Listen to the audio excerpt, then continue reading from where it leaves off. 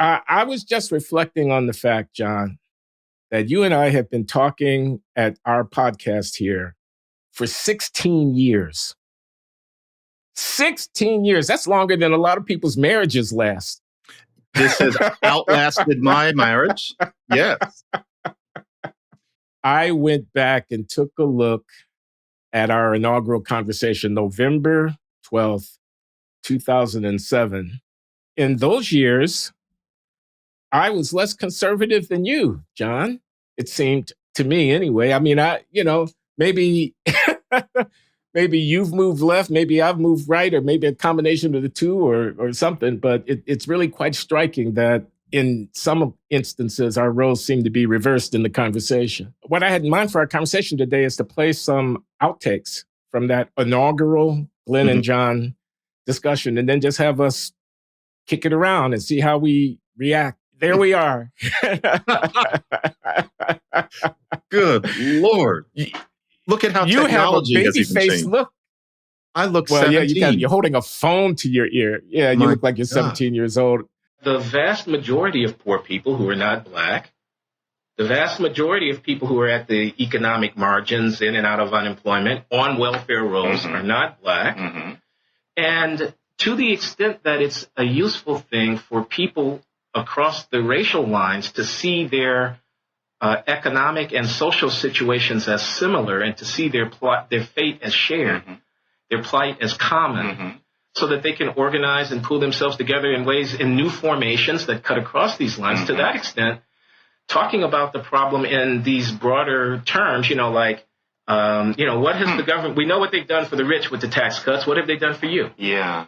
This kind of talk is kind of undercut, when we put it into a kind of racial and cultural thing. And this may seem odd to you coming from me. No. People think of me as always being, a guy who wants to talk about Black this and Black that. Yeah. But I think that the deepest problems that we have in the country that we can solve together through our political action are problems that cut across racial lines. Especially last year, I did a fair amount of visiting prisoner reentry programs and spending time talking to people and watching training sessions and things like that. Yeah. And to tell you the truth, Glenn, sitting in those rooms with Black and brown, mostly men who've done time, and looking at the problems that they face, the idea that in my lifetime or yours, we're going to fix it so that those guys see themselves as the poor rather than Black guys, it's just impossible for me to see. And maybe that's not a good thing, but the self-conception there is as what Stanley Crouch would call a Negro. It's not just their self-conception, it's also how they're conceived. I think it's every bit as important, or maybe even more important,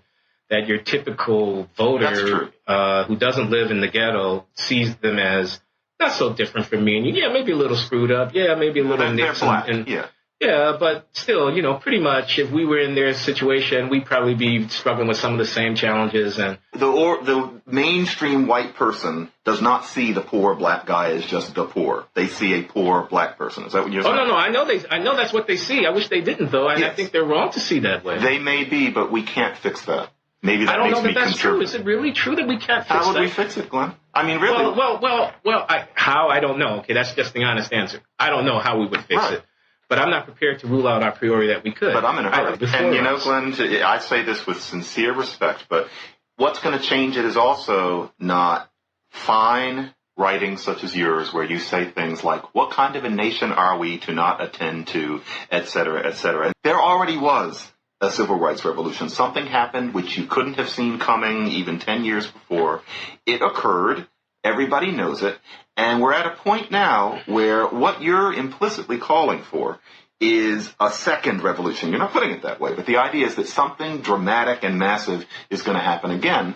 And given that something already did happen, and that people's general opinion is that something happened, that racism is nothing like what it used to be, and even if life isn't perfect, it's time for people to just deal. We cannot combat the fact that that is going to be the main barstool opinion. We haven't changed that much. That was 2007, November.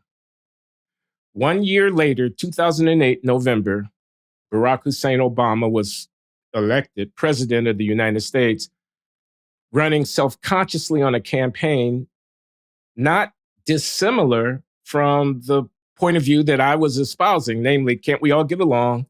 It's not a black and a white. It's a question of human interest and responsibility and mutual dependence and all of that kind of thing. And I embody, it's in my very DNA. That's a quote. It's in my very DNA. He embodied the very kind of transracial, humanistic posture that I was perhaps quixotically or, idealistically that I was longing for. What happened? Didn't Obama offer us a chance to get where I was hoping the country would go? And was it not a missed opportunity? That's a question to you.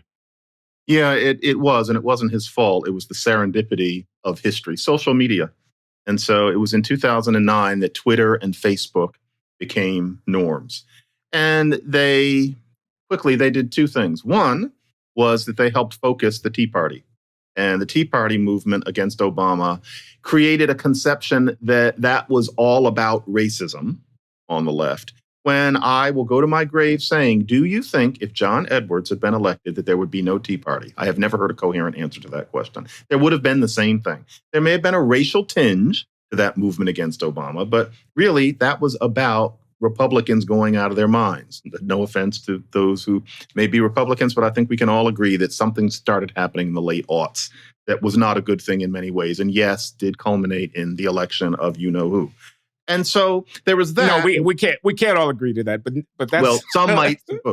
And so I think the first problem was that the left took that as an indication that Barack Obama's election didn't really mean anything significant in terms of racism, which was not true. And then after that, in 2012 and 2013, was Trayvon Martin and then Mike Brown.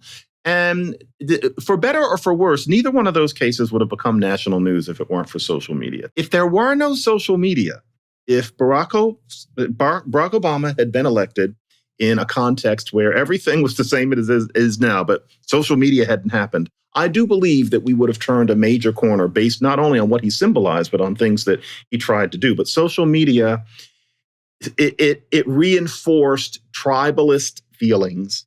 And I'm sorry to say that it was on the left, so that the left came to cherish pretending racism hasn't changed as a sign of moral worth.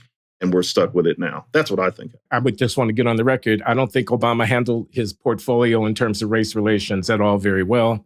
Cambridge cops behaved stupidly. If I had a son, he'd look like Trayvon. Al Sharpton as the ambassador to America. No, what I wanted him to do was to actually be the black, white president of the United States. I'm black and I'm white.